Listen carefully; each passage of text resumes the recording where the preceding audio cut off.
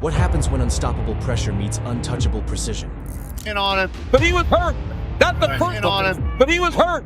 That's the first. That's the first. Oh! Massive knockdown for Topuria! And still! Looking for darts. Yeah, looking for darts. Dustin's got to be careful here. Oh, that's tight. Oh, it has! Islam Makhachev with a submission in round 5. The throne remains in Moscow. One answer, a UFC mega fight for the ages, one that could change the fate of the UFC's 2 most stacked divisions.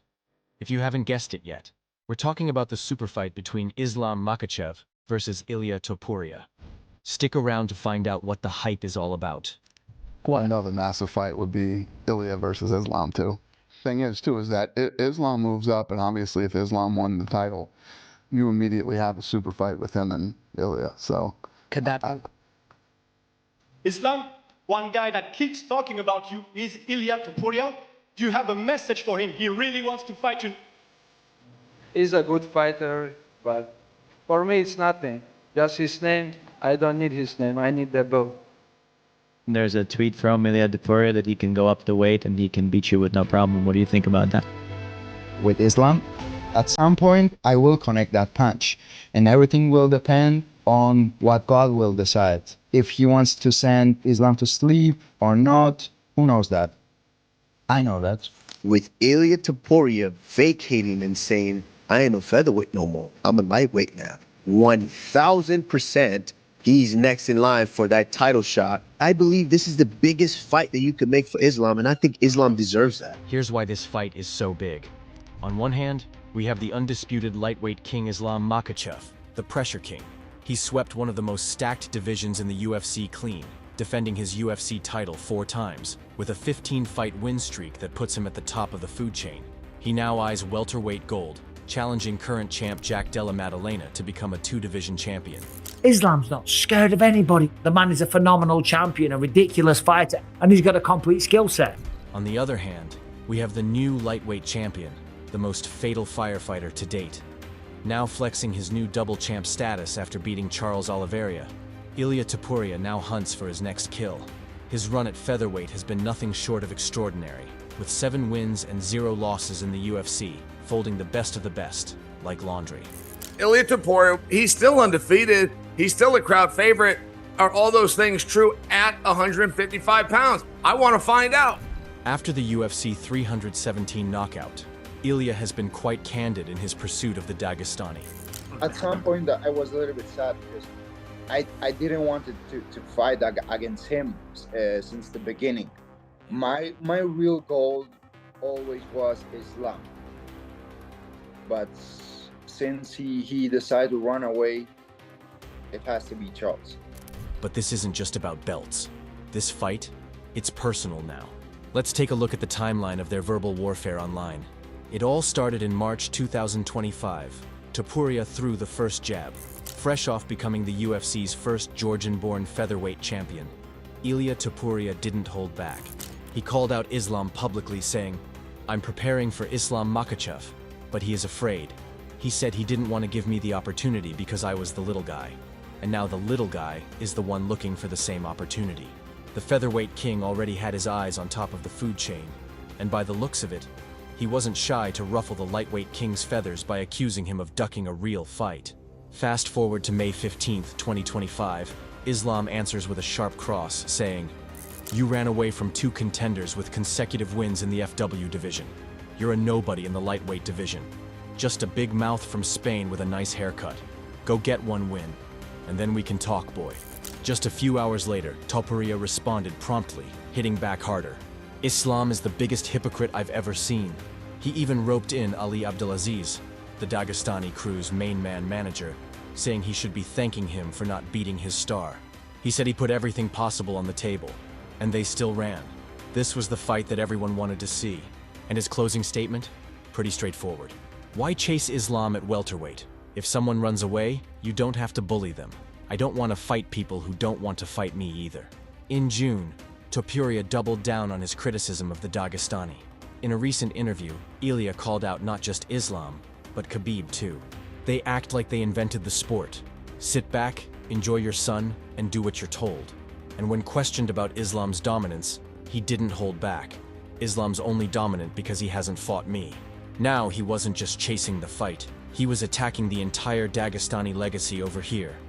So, understand that this isn't just banter anymore. It turned into a raging fire real quick, with the fans joining in too. Reddit, Twitter, YouTube, you name it. Some casuals joked around saying, "It'll be hilarious if both these guys lose before the fight ever gets made," while the more seasoned spectators obsessed over the stylistic matchup, deciding who to bet the odds against. But deep down, everyone knew this is a super fight waiting to happen. But don't just take our word for it. Here's what a legend of the game, Demetrius Mighty Mouse Johnson, had to say.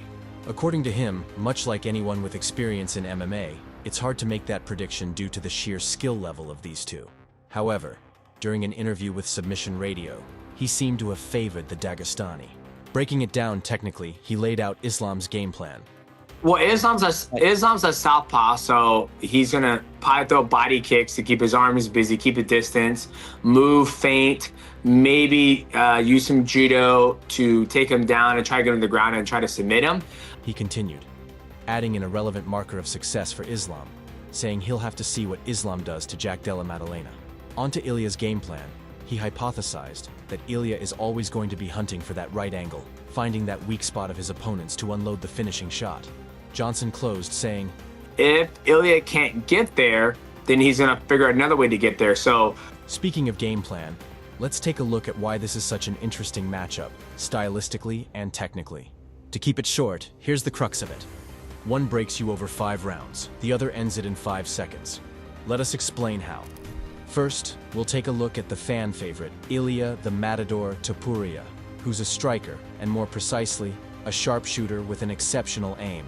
Considering he has 6 finish wins in the UFC with a 49% striking accuracy rate. But don't let that take away from his outstanding grappling, which he uses for his pressure passing, scrambles, and submissions. He has a whopping 92% takedown defense rate. Let's take a look at the Volkanovski fight. Alexander Volkanovski didn't just lose, he got knocked out for the first time in 29 professional fights, ending Volkanovski's 4-year reign as champion. And Topuria? He made it look easy. On the other hand, we have a contender that's carrying Mr. Abdulmanap's legacy with him. The direct understudy of Khabib Nurmagomedov, fighting under the American Kickboxing Academy, and coach Javier Mendez. Islam's pressure game is a problem as big as Mount Fuji, with a 62% takedown accuracy, a 91% takedown defense rate, and nearly 4 takedowns per 15 minutes. But that's not all. His striking has cleaned up enough for him to surpass his teammate and now coach, Khabib. Islam's pinpoint timing accuracy and fluid defense make him a problem to deal with, especially in the pocket. A stunning 1.27 strikes absorbed per minute make him one of the hardest fighters to hit, whereas his striking accuracy goes up to 60%, with 2.46 strikes landed per minute. Now, doesn't that already have you on the edge of your seat? If you are, we have some news for you. Realistically, this fight cannot happen before 2026. And let us break it you why. Fighting is one of the toughest sports on the planet. One of the primary reasons for both fighters to move up weight classes is that both of them are tired of cutting so much weight. Why do you think Islam moved to 170 after vacating his belt? Why do you think Topuria fought for his second title at 155 and not 145? Because the body needs time to adjust and recover. The UFC is also taking its merry time to milk both of these freak athletes. Topuria has actually made it pretty clear that he aims to become a 3-division champion. First at 145, now at 155, and then eventually, against Islam, at 170. But he's publicly stated that the UFC isn't on board with him at 170 now. According to him, Islam moved up a class because Islam is tired of making 155. He is ducking him, and the UFC is in cahoots with him because they don't want to see him get knocked out.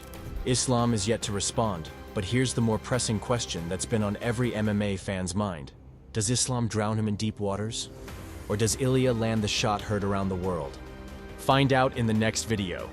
Until then, let us know who you're betting on in the comments below, and hit that like and subscribe button to see more of Fight Lab, where we cover it all.